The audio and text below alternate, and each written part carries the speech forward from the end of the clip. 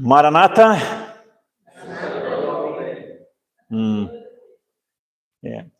Eu vou dar vou ensinar vocês. Onde eu ando, depois que eu passei pela Bahia, eu tenho ensinado o pessoal que lá na Bahia o pessoal é tão fervoroso, é tão animado com a volta de Jesus, que eu fui diretor, o último colégio que eu fui diretor da Rede Adventista foi lá na Bahia. Eu era diretora, minha esposa era secretária, ela começou aqui em Santa Maria, ela era coordenadora. E lá na Bahia eles estendem um pouquinho mais esse cumprimento, né? Então, a gente fala daqui da frente, Maranata, vocês respondem normalmente, o Senhor logo vem, e lá eles ainda esticam ainda dizendo assim, ó, e nós iremos com ele. Né? Tamanha a vontade deles realmente de ver a volta de Jesus, né? Então, vamos tentar de novo agora, né? Porque para ver se a gente fala um pouquinho mais animado também, né? De repente estava alguém dormindo, o único que está autorizado a dormir é o pequenininho que está no colo ali, mais ninguém, né? Então vamos lá.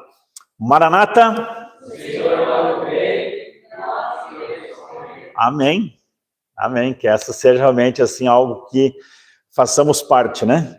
Da volta do nosso Senhor Jesus. Nós vamos terminar falando, inclusive, sobre isso. Nós vamos ter um louvor no final, um clipe no final, que vai falar sobre isso e e pelo sermão, pela mensagem, vocês vão entender o porquê que nós vamos... A música do final, ela dá uma ênfase na questão do reencontro.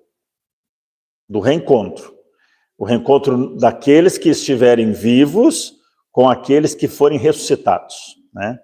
E, logicamente, que a gente, como igreja, a nossa geração prega de que esta igreja, esse povo que hoje está aqui liderando a igreja, que está na frente da igreja, seja o povo que estará em pé aguardando a volta de Jesus, sem passarmos pela ressurreição, né?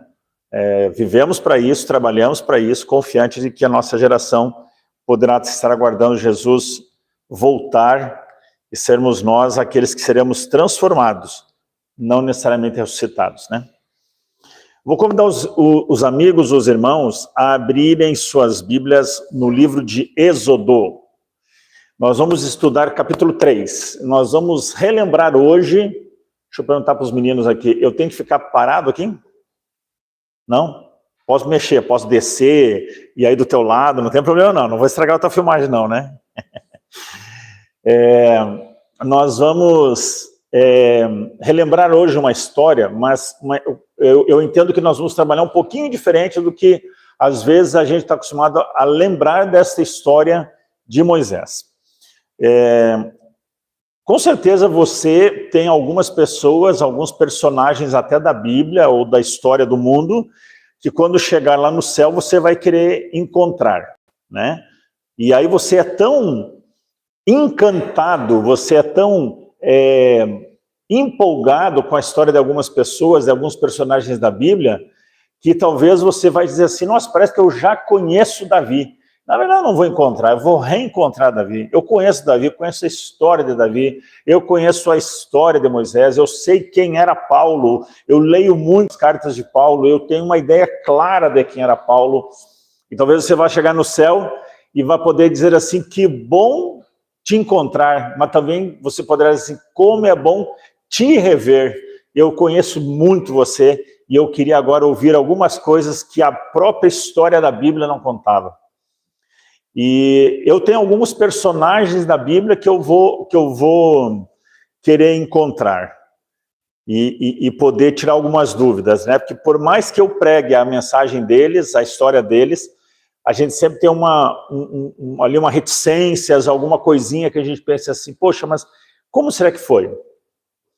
Esses dias, eu imagino que os irmãos assistam eventualmente àquela série The Chosen, né? E é uma série muito... A gente entende, para nós que temos o espírito de profecia que nos auxilia no entendimento da Bíblia, às vezes a minha esposa, a gente comenta, né? Parece que a pessoa que escreveu a série The Chosen, ela leu o Desejar de Todas as Nações para fazer a série.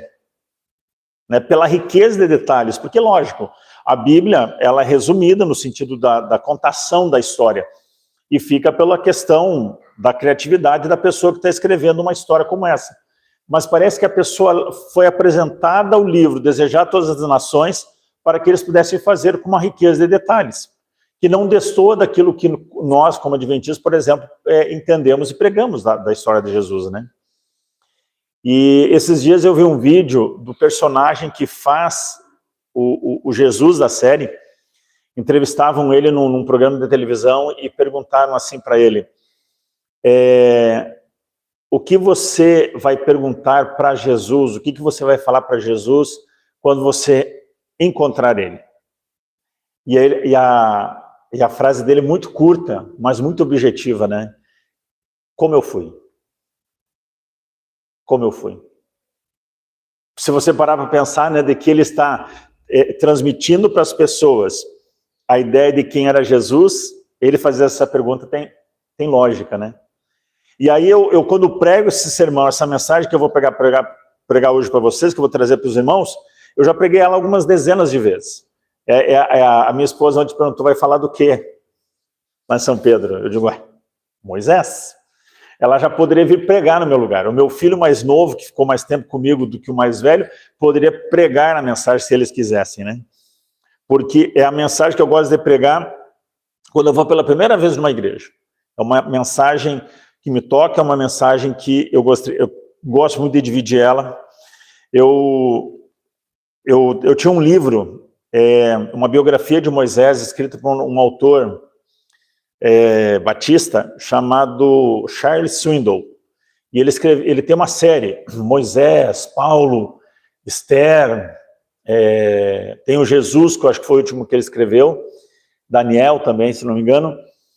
E eu passei um período da minha vida, que eu vou falar agora para vocês aqui, sobre a questão de Moisés ir para o deserto. E naquele período que eu entendia que eu estava no deserto, eu encontrei aquele livro, né? Estava lá em casa, fechado ele, né? Minha esposa leu primeiro que eu, depois eu li. E a gente precisa entender que às vezes passar por deserto é necessário para nós, né? O deserto, ele pode ser ruim, mas ele tem um porquê de Deus utilizar ele na nossa vida. Vamos orar mais uma vez? Pai querido, tua santa palavra já está aberta. E nós vamos falar agora dela, por ela, através dela. Que teu Santo Espírito esteja transitando aqui por esses bancos e que possamos sair daqui nesta manhã confortados com a mensagem que vamos ouvir de ti hoje. Nós pedimos em nome de Jesus. Amém, Pai. Êxodo, então, capítulo 3. Achei que estava grudado ali, que bom que não. Ficar mais perto aqui. Apacentava Moisés o rebanho de Jetro, seu sogro, sacerdote de Midian, e levando o rebanho para o lado ocidental do deserto, chegou ao monte de Deus, Horebe. Apareceu-lhe o anjo do Senhor numa chama de fogo no meio de uma sarça. Moisés olhou e eis que a sarça ardia do fogo e a sarça não se consumia. Então disse consigo mesmo, irei lá ver esta grande maravilha, porque a sarça não se queima. Vendo o Senhor que ele se voltava para ver, Deus, do meio da sarça, o chamou e disse, Moisés, Moisés. E ele respondeu, eis-me aqui. Deus continuou, não te chegues para cá, tire as sandálias dos pés, porque o lugar em que estás é terra santa. Eu sou o Deus, o teu pai, Deus de Abraão, Deus de Isaque, o Deus de Jacó. Moisés escondeu o rosto porque temeu olhar para Deus. Agora observem e ouçam atentamente, leiam também com bastante atenção o que diz a partir do verso 7. Disse ainda o Senhor, certamente eu vi a aflição do meu povo que está no Egito, ouvi o seu clamor por causa dos seus exatores, conheço-lhe o sofrimento, por isso eu desci, a fim de livrá-los da mão dos egípcios, para fazê-los subir aquela boa terra, a terra ampla, que emana leite e mel. Aí ele descreve as regiões que eles iriam tomar no futuro, né? Pois o clamor dos filhos de Israel chegou até mim, e também vejo a opressão com que os egípcios estão oprimindo. Vem agora, te enviarei a Faraó, para que tires o meu povo, os filhos de Israel do Egito. Pois bem, encerramos até aqui, pelo menos. Veja que a a história de Moisés, ela é dividida em ciclos de 40, né? Vocês já observaram isso, já estudaram isso, já devem ter visto isso nos anos bíblicos ou no Reavivados, né? Então você tem um Moisés que é criado pela mãe até um período da idade dele, até a idade ali da pré-adolescência mais ou menos. Ele é enviado para digamos assim, para o palácio, né, do faraó, onde ali ele começa a ser preparado, educado para ser um líder do Egito, né? Então veja que quando você vai estudar a história de Moisés e o período que ele viveu, o faraó com quem ele conviveu, né, ele estava sendo preparado junto com pelo menos mais 1 ou 2 rapazes que eram certamente egípcios, mas ele, como mesmo sendo adotado, ele tinha os mesmos direitos, ele era preparado como tal. Se ele não seria o faraó principal, mas ele seria príncipe, então ele estava sendo preparado para ser esse príncipe. A senhora White, ela escreve, por exemplo, de que as piores notas dele eram nas aulas de religião. Por que será, né? Porque ele fora educado em casa a ser obediente e fiel a Deus, Deus Jeová, né? E enquanto que lá no Egito, tudo que se mexe pode ser adorado. Por isso que você observa que nas 10 pragas, o que é atacado ali é a criação que está no entorno deles. Os insetos, né? Os anfíbios, né? As pragas têm a ver, mostrar para eles assim, aquilo que vocês adoram, na verdade não é bom. Então Deus até nisso, no detalhezinho, Deus é o Deus dos detalhes, né? E nós vamos ver um detalhe muito importante aqui na questão da sarça ardente, por exemplo, né? Então, a senhora te fala de que ele não era muito bom na área da religião, porque para ele não tinha porquê se adorar um sapo, não tinha porquê se adorar animais, cascavéis e tudo mais. Ele entendia que a adoração deveria ser feita a Deus apenas. Ele foi educado para isso. Por isso a importância, né, de se gastar tempo na educação dos filhos quando pequeno, para que quando se tornem adultos, mesmo que possam se afastar momentaneamente da igreja, de não ser mais frequentadores de igreja, mas que os princípios que foram ensinados lá na escolinha, que foram ensinados na casa, isso aí perdure na vida adulta, né? Eu acho que toda mãe, todo pai, quando nossos filhos foram para a faculdade, a preocupação da minha esposa sempre foi, como vai ser a influência lá fora? Como vai ser a influência? Estudar a vida inteira na escola adventista, quando foram para o meio acadêmico, a preocupação de qualquer pai, né? Sai de casa, vai para o mundo, como a gente diz, né? A gente não cria filho para ficar em casa, né? Por mais que a gente queira que ele fique, ele tem que ir para o mundo. E a gente, como pai, tem que ter essa certeza, essa garantia, né? Pelo menos confiar nisso, né? De que o nosso filho foi colocado nos princípios e se precisar um dia, no momento certo, ele também volta a trilhar esse caminho aqui. Pois bem, a palavra de Deus, ela vem trazendo para nós, então, essas questões de que ele tinha esses momentos, essas fases. Então, ele chega ao final dos seus primeiros 40 anos, já um adulto, aí você lembra a história, né? Ele entendeu em algum momento de que ele deveria ser alguém que fora preparado para ser o libertador do povo, né? Em algum momento ele entendeu que não havia outra pessoa preparada para isso, até porque os seus irmãos, seus parentes, seus amigos, seus familiares que estavam lá crescendo escravos, eles não tinham poder de liderança, eles não tinham forma de liderança, eles não tinham como serem os libertadores. E ele pensou, na cabeça dele, em algum momento, que ele poderia ser esse libertador. Afinal, quem está sendo preparado para ser príncipe, rei dos egípcios, o que vai ser de uma nação de escravos? Poderia trabalhar meio período, né? E aí o que acontece?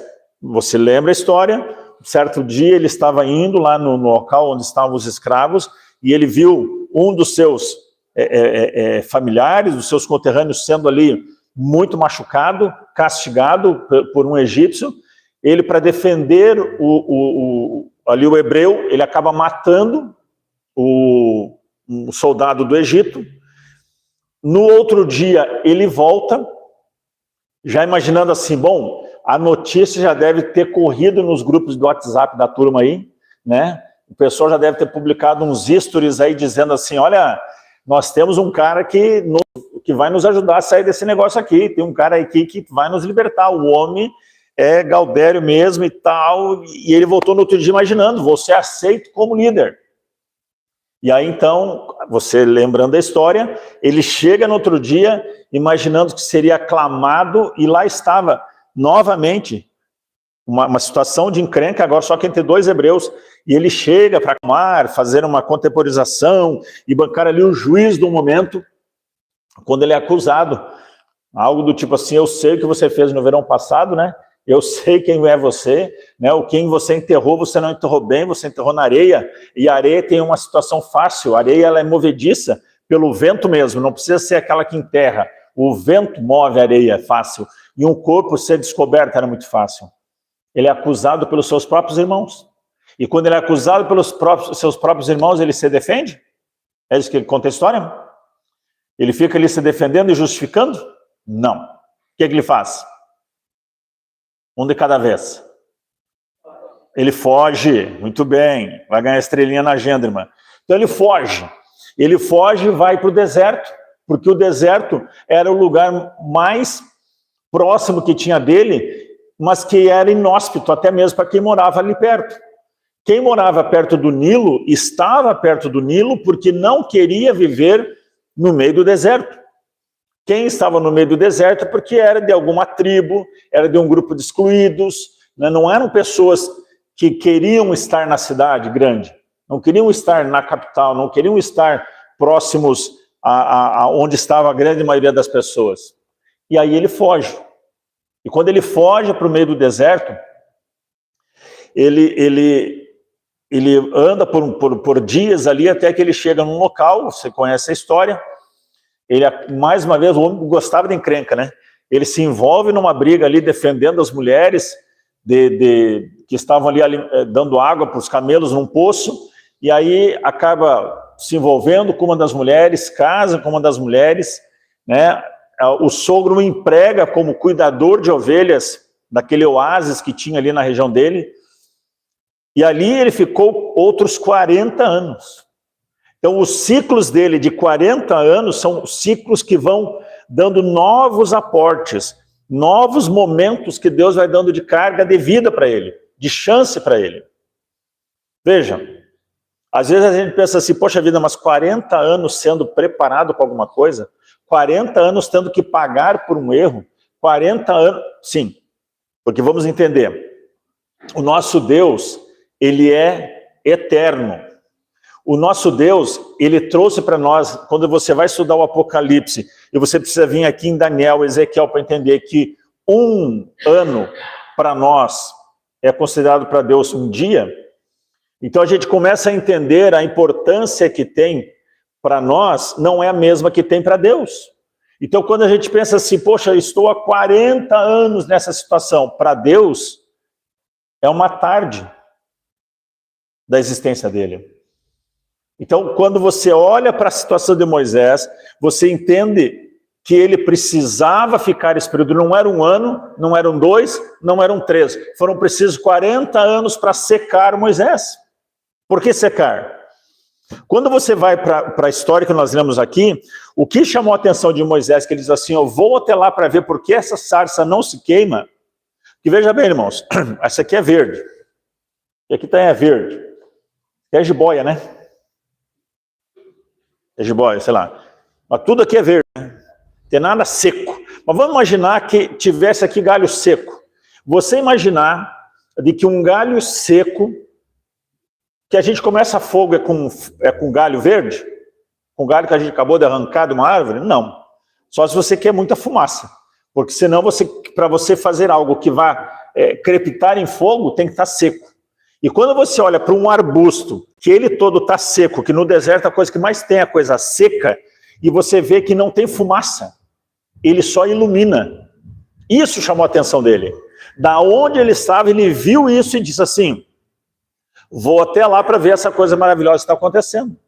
E quando ele chega ali, que ele vê aquela situação, ele vê que ali não havia apenas um galho que não se queimava, não um arbusto que não se queimava. Ali estava acontecendo uma teofania. O que é uma teofania, irmãos? Tel, quando você vê o prefixo tel, tel é Deus, ok? Então, é uma epifania, uma fania, é uma aparição. Era uma aparição divina. Quando a gente esteve estudando agora sobre o líder guerreiro que apareceu para Josué, que era o próprio quem? Quem era a pessoa que apareceu para Josué? Vestido de guerreiro? Jesus. E quando Jesus aparece para ele, era uma teofania. Quando apareceu os anjos para Ló, era uma teofania. Então, é Jesus se manifestando de forma humana, trazendo a sua mensagem, fazendo o seu trabalho. Pois bem, então, naquela teofania, que era uma aparição por voz, não apenas, não física, ele então tem esse diálogo. E aí que eu digo para vocês que Deus é Deus dos detalhes. Veja bem, meus irmãos. Tem uma coisa, eu costumo dizer com frequência isso, tem um pronome que Deus não gosta muito. É o pronome eu.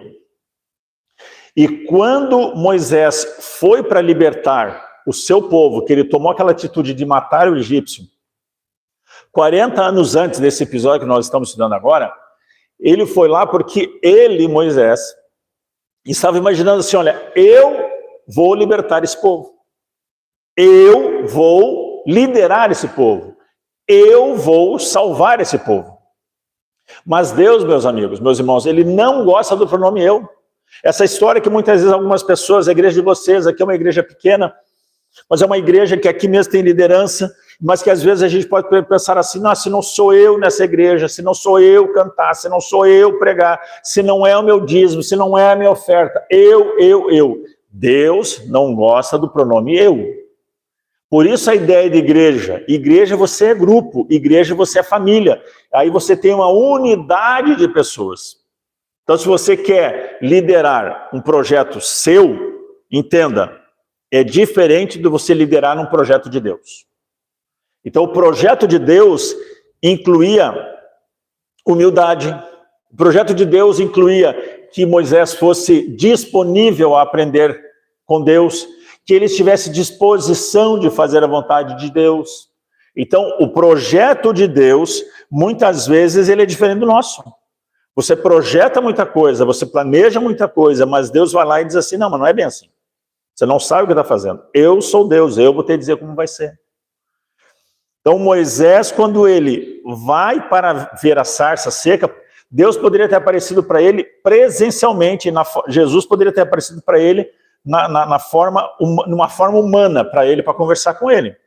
Deus poderia ter se manifestado por Jesus, conversando com ele através de uma das ovelhas dele, porque ele faria isso no futuro, né?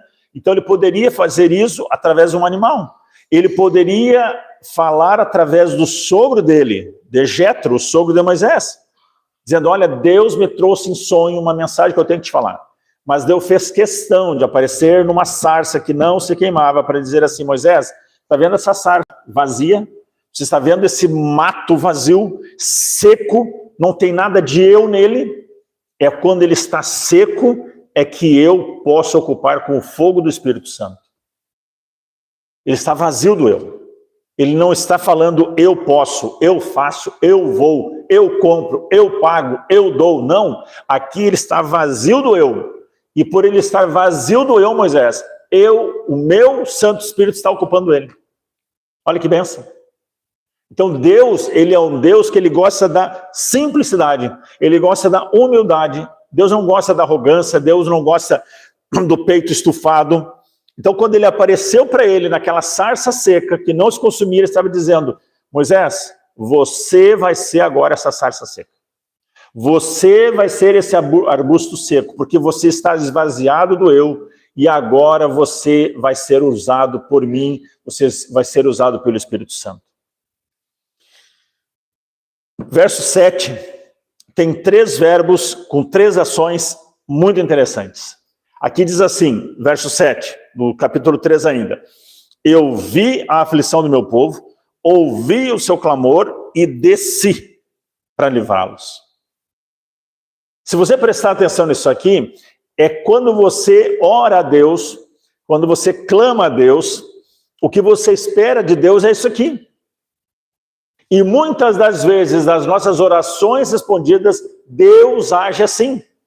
Nessa sequência, eu vi a aflição do meu povo, eu vejo o que você passa, eu vejo o que você padece, eu vejo o que você sente.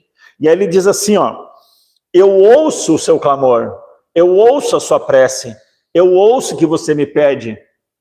E aí, no tempo dele, no momento dele, imaginem, nós tivemos entre a entrada do povo, das famílias, os descendentes de Jacó vindo para o Egito, até esse momento aqui, aproximadamente 400 anos. 400 anos. Depois que José faleceu, alguns anos depois, um faraó que não conhecera José, que não tinha agradecimento para José, que não tinha relacionamento com José, viu aquele povo que se multiplicava igual coelho, igual aqueles porquinhos da Índia, né? E aí vem assim, o quê? Esse povo crente aí não para de se multiplicar, vamos dar utilidade para eles. Em vez deles dividirem as bênçãos da terra, resolveram transformá-los em escravos. Então vamos calcular que pelo menos por 300 anos, esse clamor, esse apelo, esse rogar por libertação, Deus ouvira do seu povo. Ele levou mais ou menos 300 anos para agir. Porque ele disse assim, ó, eu vi, eu ouvi, e ele termina dizendo assim, ó, eu desci para livrá-los. Esse é o Deus que a gente ora todo dia, meus irmãos. E é difícil às vezes de entender, porque a gente clama pelas coisas, e a gente pergunta assim, mas por que Deus ainda não operou o milagre dele? Por que Deus não nos deu a bênção dele? E a gente pode tentar entender, dizer, talvez não seja o momento, talvez Deus esteja preparando algo diferente, talvez Deus esteja preparando algo melhor. Eu não posso imaginar que Deus se alegra com o nosso pesar, com a nossa tristeza, com o que a gente está passando de dificuldade. Deus não se alegra disso. Mas ele talvez esteja esperando algum movimento nosso. Minha esposa usa essa frase, né? O que a gente precisa mudar? O que a gente precisa fazer? Né? Então, por mais que você ache que está acertando, talvez algo ainda precise ser feito. E assim foi o Deus, agora com o povo de Israel, através de Moisés. Agora, o que é curioso, né? Olha o que é curioso. Moisés, 40 anos antes, estava batendo no peito, querendo livrar o povo, dizendo, o libertador sou eu, né? Tem aquela música do Roberto Carlos, esse cara sou eu. Moisés foi quem lançou ela primeiro. Então, ele dizia, ó, esse cara sou eu que vou libertar, né? Aí andava lá com uma camiseta, lá um hashtag time da libertação, sei lá o que ele fazia. Mas o fato é que quando ele ficou 40 anos no deserto, secando desse eu, dessa arrogância, ao ponto que Deus diz assim, olha, estou te mostrando aqui, ó, um mato seco que não se consome, porque eu estou te dizendo agora, eu vou te usar. Verso 11, qual foi a resposta de Moisés? Depois que Deus disse tudo isso, não, eu ouvi o povo reclamar, estou descendo agora para livrá-los, eu vou agora tocar o terror no Egito, e você vai ser o homem que eu vou usar para isso, eu vou provocar esse povo, eu vou destruir esses egípcios, eu vou acabar com essas cobras. Olha o que Moisés fala. Quem sou eu para ir ao faraó e tirar do Egito os filhos de Israel? Quem sou eu para ir ao faraó e tirar o povo do Egito? Veja, Deus aqui nesse momento deve ter entendido assim, ok, o que eu precisava fazer eu fiz. Eu precisava quebrar esse homem. Ele era arrogante. Quebrei ele. Agora eu preciso reconstruir. E Deus, meus irmãos, meus amigos, Deus é um Deus da reconstrução. Deus é o Deus da segunda chance. Deus é o nosso Deus que oportuniza que as coisas aconteçam diferente, para melhor, para o nosso melhor, inclusive. Vai ter 4 versos a partir daqui, nós não vamos ler por causa do tempo, mas de que Deus está instigando, promovendo, chamando, clamando Moisés para o trabalho. E dizendo assim, você tem que sair desse banco, você tem que sair dessa cadeira, você tem que parar de estar acomodado, você tem que parar de viver um sábado após o outro achando que está tudo bem como está, você tem que parar de viver a tua vida todo dia acordando e dormindo do mesmo jeito, imaginando que está tudo certo. Ele diz assim, ó, eu vou fazer de você um grande líder e você vai ser um instrumento em minhas mãos, e para isso você precisa se mexer. E ele dizia para ele assim, olha, nem falar direito eu sei mais. Ele estava sendo preparado para ser um diplomata lá no Egito. Agora ele diz para Deus, Senhor, eu tenho a língua dura. Digo, não, esse é o problema, até eu vou te arrumar um auxiliar aqui, chamar teu irmão aqui para te ajudar. Mas você vai ser. Ele foi até que Deus disse assim, ó, você vai. E quando Deus diz você vai, o que a gente faz? A gente vai. Simples assim. E ele foi. E aí você conhece a história, né? Você conhece a história das pragas, aquilo passa alguns meses, né? Às vezes a gente imagina que deu ali umas 2, 3 semaninhas entre tudo, mas ele foram alguns meses que aconteceu aquilo ali. O povo sai de lá, Mar Vermelho, exército atrás, abre o mar, eles atravessam, exército atrás, baixa a água, afoga o povo, ele segue para o meio do deserto, milagres e milagres, uma nuvem protegendo do sol, aquecendo a noite, e aí você chega na frente da terra prometida, 12 espias, lá dos 12 espias, 10 vem dizendo assim, não dá, isso aqui é um terror, saímos de lá para morrer aqui. Você conhece a história, somente 2 respondem dizendo, tudo certo, vamos embora, é nós que vamos ganhar aqui, vamos ganhar. Deus, então, decide destruir o povo de Moisés, vou dar um fim nesse povo, é muita gente reclamona, Moisés briga pelo povo, diz para Deus, Senhor, se o Senhor vai matá-los, mata antes a mim. Ele defende o povo, então Deus diz assim, então agora vocês vão dar 40 anos de revolta no deserto. E Moisés deve ter olhado para ele assim, por que eu fui defender esse povo? Mais 40 anos. Lá vou eu andar mais 40 anos no deserto por culpa desse povo. Ele já estava sonhando em ter morar num lugar que tivesse uma cascata no fundo, porque pensa bem, irmãos, quem viveu 40 anos no deserto, se tem uma coisa que sente falta, é de água. E Moisés pensava assim, agora eu vou ter aqui uma cascata correndo atrás aqui da minha casa, eu vou ter um gramadão verde aqui, vou ter umas árvores bonitas, vou botar uma churrasqueira aqui. Enfim, ele estava já sonhando com aquele lugar. E o povo diz assim, não, aqui nós vamos morrer. E Deus diz assim, vamos morrer mesmo, vamos morrer no deserto. E somente aqueles que tinham 20 anos para cima, depois de 40 anos, é que puderam entrar na Terra Prometida. Perdão, 20 anos para baixo, contrário. Quem tinha até 20 anos, desses que estavam vivos, é que depois entraram na Terra Prometida. E que atravessaram o Jordão, e que nós estudamos na lição aí 2 semanas atrás. E aí, lá no deserto, tinha um problema que era a água. A água era um problema. Mas toda vez que eles paravam num lugar para acampar, a ordem de Deus para Moisés é, fala com a pedra, e a pedra que tiver aqui, independente do tamanho que for, vai jorrar água para vocês até saciar vocês.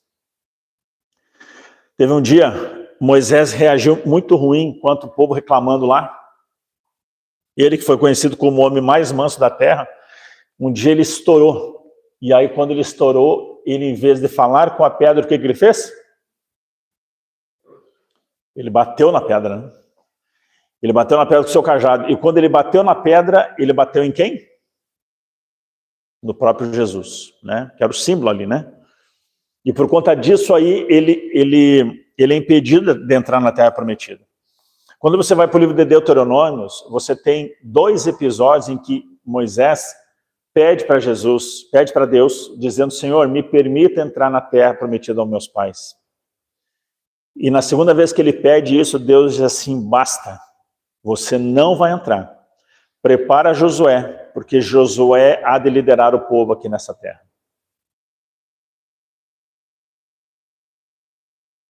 Veja, a gente fica pensando muitas vezes de que o nosso Deus ele é muito rígido, né? Mas o nosso Deus é um Deus de ordem, é um Deus de combinados. Abra sua Bíblia em Deuteronômios 34. Deuteronômios 34, há quem diga, alguns estudiosos dizem que esse, na verdade, deveria ser o primeiro capítulo do livro de Josué, porque esse capítulo, ele teria sido escrito por Josué. Os irmãos sabem, né, todo o Pentateuco, os 5 primeiros livros da Bíblia, mais o livro de Jó e alguns salmos foram escritos por Moisés. Né? Moisés tem alguns salmos, o livro de Jó, que foi o primeiro livro que ele escreveu, foi o primeiro livro escrito da Bíblia, e os 5 primeiros livros da Bíblia, o Pentateuco, foram escritos por Moisés. Para quem ficou 40 anos no deserto, né? Aliás, 80 anos no deserto, né? O livro de Jó provavelmente foi escrito no segundo 40 anos. E o Pentateuco, ele foi contando a história como se fosse um diário dele, né? Então, em Deuteronômio 34, o título do meu aqui diz assim, ó, a morte de Moisés. De vocês está assim também? Deuteronômio 34, a morte de Moisés. Então subiu Moisés das campinas de Moabe ao monte Nebo, do cimo de Pisga, que está de fronte de Jericó. E o Senhor lhe mostrou toda a terra de Gileade até Dan, e todo Naftali, a terra de Efraim. Aqui a gente entende por que provavelmente esse capítulo foi escrito por Josué, porque ele começa a falar da distribuição da terra entre as tribos. Então Moisés não sabia ainda, não teria como saber, né? Disse-lhe o Senhor, verso 4, esta é a terra que sob juramento prometi a Abraão, a Isaque e a Jacó, dizendo, a tua descendência darei, eu te faço vê-la com os teus próprios olhos, porém não irás para lá. E no verso 5, assim morreu ali Moisés, servo do Senhor, na terra de Moabe, segundo a palavra do Senhor. Este o sepultou num vale da terra de Moabe, de fronte a Bet-peor. E ninguém sabe até hoje o lugar da sua sepultura. Verso 7, tinha Moisés a idade de 120 anos quando morreu. Não se lhe escureceram os olhos, nem se lhe abateu o vigor. Ou seja, ele não morreu de velhice. Ele não morreu de doença. Ele morreu porque Deus disse, agora você vai descansar. Quando você olha para essa história, a forma como ela termina, você pensa assim, que Deus é esse, né? O homem serviu a Deus, ele se preparou 40 anos sem saber que estava se preparando. Ele estava secando do eu dele. Depois ele foi servir mais 40 anos e chega no final da história, ele vai e tem esse episódio de morte, simples assim. Eu gosto de uma descrição que é feita dessa história da seguinte maneira.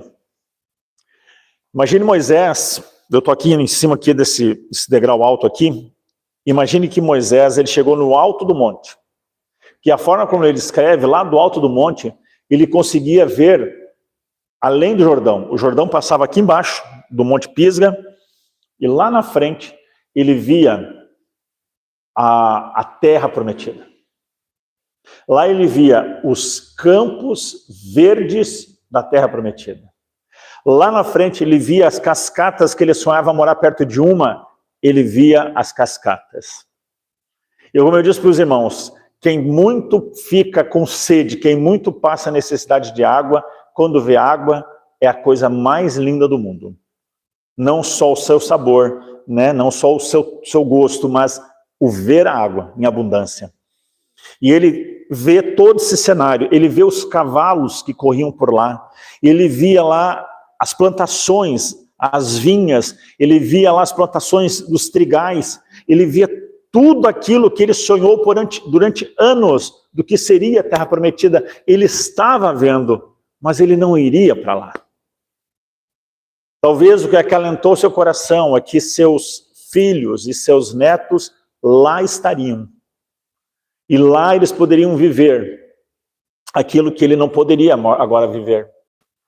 Ele só colocou seus olhos, porque os seus pés ele não conseguiu colocar na terra prometida. E essa história, eu gosto de imaginar ela, de que ele estava ali, junto com ele estava o próprio Jesus. E Jesus sentado numa pedra, provavelmente deve ter dito assim, Moisés, chegou a hora, filho. Moisés então dá uma última olhada por todo aquele ambiente que estava ali. Provavelmente tentando gravar na sua mente aquela visão. Ele vai até onde estava Jesus, senta-se numa pedra um pouco mais abaixo de Jesus. Ele inclina sua cabeça no colo de Jesus. E Jesus, então, ali vendo aquele homem com a pele queimada, o cabelo já branco, ele vê as rugas, ele nota que lágrimas corriam dos olhos por aquelas rugas. Moisés, então, fecha seus olhos e no colo de Jesus dá o seu último suspiro. Ali, naquele momento, morria Moisés. E quando a gente vê essa história da forma que termina, você se imagina assim, por que isso aconteceu? Porque o líder de Deus teve esse fim.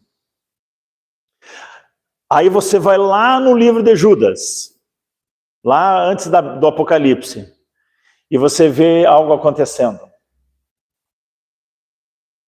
Miguel, o guerreiro de Deus, disputando com o próprio diabo o corpo de Moisés. E ele foi disputar esse corpo de Moisés porque Deus não estava deixando este corpo para ficar na terra enterrado. Quando aqui foi escrito por Josué dizendo, e ninguém sabe onde foi a sua sepultura, porque o seu corpo não ficou muito tempo enterrado. Um dia, uma semana, um mês, não sei. Mas o corpo de Moisés foi retirado dessa sepultura, ressuscitado, disputado pelo próprio Jesus com Satanás. E Moisés ressuscitado foi levado para o céu. Moisés, meus irmãos, infelizmente não conheceu a terra prometida a Abraão, Isaac e Jacó. Mas ele conheceu a terra prometida, inclusive para nós. A terra prometida lá do céu. Você achava que o nosso Deus é injusto, que na aposentadoria de Moisés, em vez de aposentar, matou ele? Esse é o nosso Deus. E aí tem um detalhezinho que um tempo atrás eu aprendi, ouvindo um outro pastor falando um detalhe que eu não tinha percebido. A gente vê as coisas da Bíblia às vezes e a gente não se apercebe dos pequenos detalhes de Deus que eu tenho falado para vocês aqui. Tem um episódio de Jesus nos Evangelhos chamado Monte da Transfiguração. Lá naquele dia, aliás, naquela noite, né? Naquela noite, quando Jesus sobe o monte, ele encontrou dois personagens da Bíblia. Ele encontra ali Moisés, que representando ali aqueles que serão ressuscitados para poder ir aos céus, a esse grupo, e estava ali também Elias, representando aqueles que vão para o céu sem passar pela morte. É uma mini volta de Jesus, o ressuscitado, o que fora sem passar pela morte, e Jesus junto. E eu gosto de pensar da seguinte cena: Elias cutucou o ombro de Moisés, o braço de Moisés, e ele disse assim: Moisés, você percebeu onde é que os teus pés estão? Moisés, envolto por um véu de nuvem, talvez, balançando assim um pouco seus pés, afastando umas folhas, ele percebeu que ele estava pisando aonde? Na Canaã terrestre. Anos depois, centenas de anos depois, humano, né? Anos humanos, Deus deu um presente ainda para Moisés. Moisés, desce, vai lá e fortalece a fé do meu filho, pelos últimos dias da vida dele lá naquela terra, mas eu quero que você vá lá. E sem Moisés perceber, ele estava recebendo um carinho de Deus. Ele pôde colocar seus pés naquela terra que um dia ele sonhou estar. Você vai dizer assim, para quem estava no céu, o que isso é? Isso não é nada.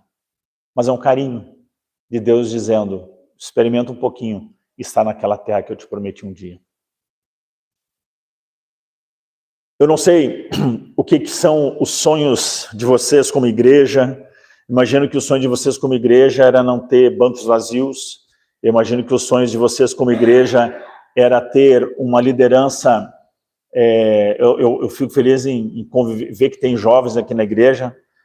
fortaleçam, permaneçam, inclusive casem, se multipliquem, né? Porque quanto mais jovens nós tivermos, eu estou vendo que tem uma criança na igreja, não sei se hoje o frio afastou outras, mas uma igreja que não tem criança, uma igreja que não tem juventude, uma igreja fadada a deixar de existir. Nós precisamos ter isso. Evangelizem. Nós não podemos evangelizar um lugar se nós não formos as pessoas queridas do lugar. Muitas vezes nós nos preocupamos, livros, né? Séries de evangelismo, Apocalipse, meus amigos, meus irmãos.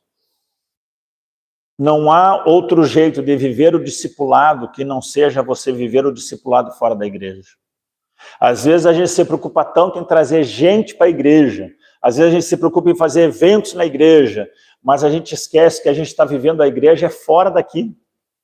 É com a nossa vizinhança, com nossos colegas de trabalho, com nossos colegas de escola, de faculdade, é com as pessoas que nós convivemos fora, é com as pessoas que nós convidamos para almoçar na nossa casa, para dividir um prato de comida, são as pessoas que nós convivemos num esporte, num vôlei, num futebol, as pessoas que nós convivemos num grupo social da cidade. Às vezes a gente acha que a igreja é a gente ficar trazendo para a igreja, pregando para as pessoas, sendo que o principal sermão que as pessoas têm que ver e ouvir é a nossa vida. E se nós não estamos influenciando pessoas a quererem conhecer o nosso Deus, algo nós não estamos fazendo de certo. Então, a igreja de vocês, ou qualquer outra igreja, a gente fica vendo, né, as nossas ofertas indo para os campos missionários, e isso precisa, irmãos. Hoje tem uma oferta completa nossa, que é uma oferta chamada Pacto. 60% na igreja, 40% vai para a associação fica com 10%, os outros 10% vai para a união, os outros 10% vai para a divisão, e os outros 10% vai lá para a associação geral. A minha oferta, ela tem esse alcance, quando eu dou um pacto, meu pacto. E o pacto, ele tem essa função de ajudar no evangelismo, mas eu também tenho que me preocupar aqui, localmente. O que fazer? Como fazer? Como que a minha igreja vai se tornar simpática para as pessoas? Eu e minha esposa, quando a gente estava, até 4 meses atrás, nós estávamos em São Paulo, uma cidadezinha chamada Olambra, pertinho de Campinas, uma cidade de 16 mil habitantes, tamanho da cidade de vocês. Tinha lá uma igreja, mas a gente acabou, como não tinha muitos jovens na igreja, nós tínhamos um menino nosso ainda morando com a gente foi para uma cidade do lado, Jaguariúna, 20 minutos de onde a gente estava. E a gente começou lá a frequentar. Depois de 2 anos lá, chegou um casal na nossa igreja. Ele, ex-adventista, ela querendo conhecer a igreja adventista por causa dele.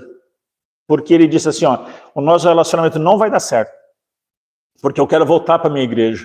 E eu não posso me envolver com uma pessoa que não seja da minha igreja, se eu quiser estar na minha igreja. Ela ficou um pouco incomodada com aquilo e começou ela a pesquisar as igrejas ali da volta.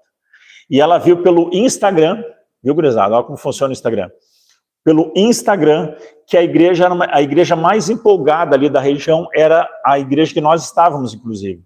Empolgado que eu digo assim, fazia mais atividades da igreja e tal. A igreja de Olambra era uma igreja já meio paradinha. Aí ela convidou ele para ir para lá. Olha o que ele fala para mim depois de quase estar se batizando. Eu ia na igreja porque ela queria. Eu, o ex-adventista, eu não queria ir para a igreja. Aí quando a gente saía da igreja, voltava para casa, perguntava, nossa, que legal que estava esse programa, como foi bom ouvir isso que a gente ouviu, não é? Aí ele voltava empolgado. Aí durante a semana, ele meio que cansado, abatido, ele era um chefe de construção, chegava no sábado e dizia assim, vamos lá, hoje vai ter um pastor diferente, vai ter uma mulher pregando, vai ter não sei quem pregando. E aí ele ia contra gosto. E aí isso foi alguns meses. Até que ele começou a ir porque gostava. E aí eles descobriram que nós morávamos perto deles. Aí a gente começou a dar estudo bíblico para eles. Eles moravam 3 quadras da nossa casa. Nós, toda sexta-feira, ou eles vinham lá em casa, ou nós íamos na casa deles. A reunião era janta, sobremesa, e estudo bíblico. Sempre. E crente gosta de comer, né? Não gosta de comer.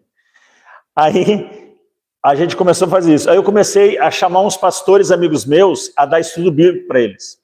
Aí um pastor, o pastor Raildes, que está aposentado aqui em Porto Alegre, falou de Apocalipse. Pastor Wanderson, não sei se o pastor Wanderson já veio pregar aqui. Pastor Wanderson ali, que é um pastor auxiliar aí da Central, também deu alguns estudos bíblicos para eles na área profética. E foi no mês de agosto? Setembro. Os dois se batizaram.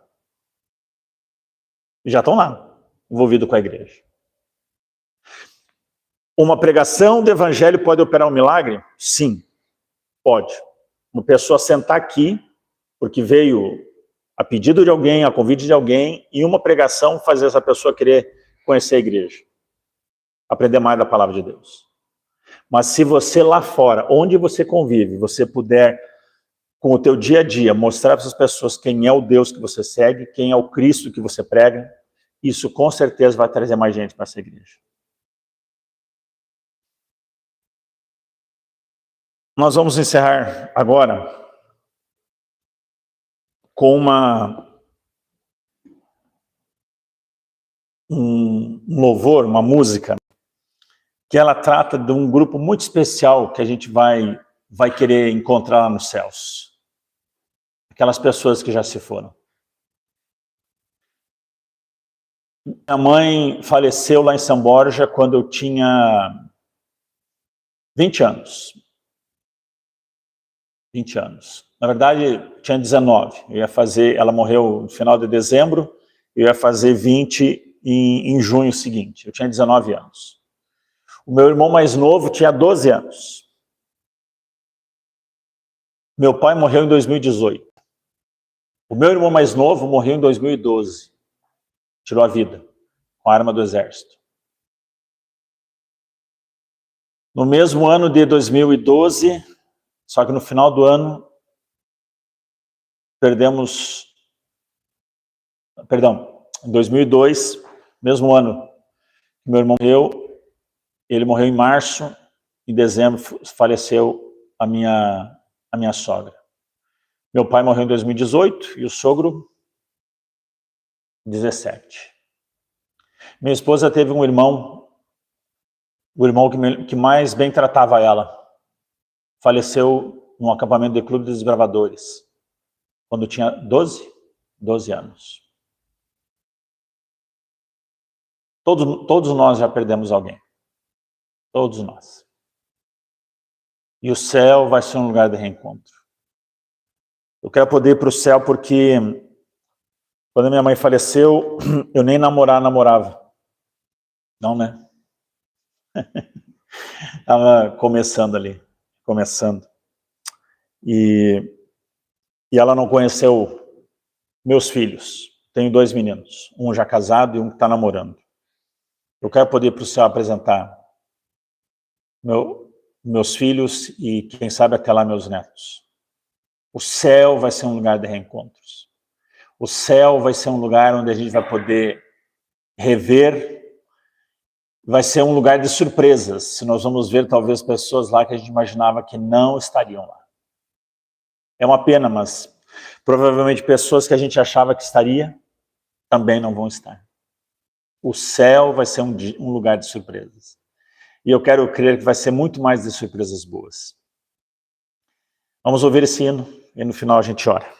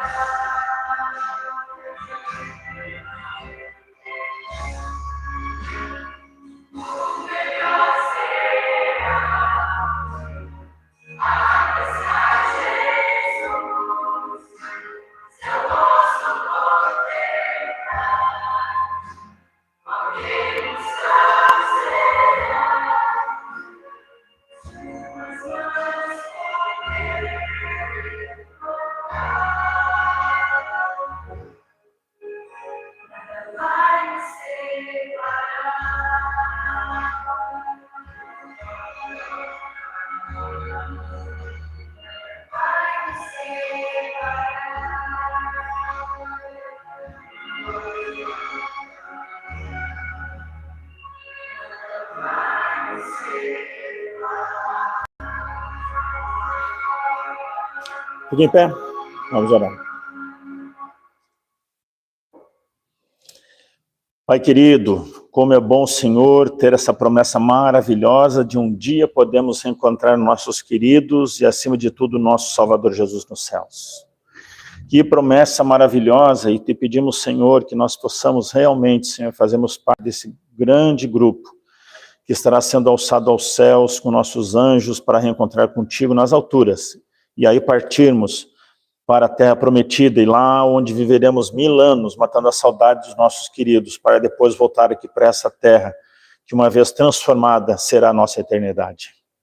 Então posso, ó Deus, abençoar as nossas vidas, as nossas famílias, que esta igreja, a igreja de São Pedro, Senhor, possa ter um reavivamento, que possa o teu Espírito Santo agir nas mentes e nos corações das pessoas aqui dessa igreja, para que possam eles entenderem, Senhor, que mais importante do que trazer pessoas aqui para dentro da igreja, é esta igreja ir para fora, se encontrar com as pessoas, e aí sim, uma vez que elas se convençam de quem é o nosso Jesus, elas queiram frequentar os nossos bancos.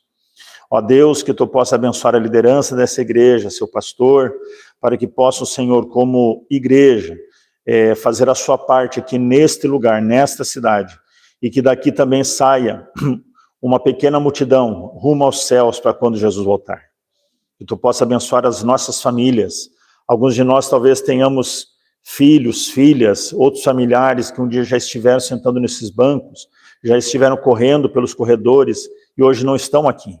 Mas que Tu, ó Deus, possa estar com o Teu Santo Espírito agindo no coração deles e no tempo certo, devido ao Teu tempo, eles possam voltar a esta igreja e também aqui trilhar o caminho da salvação.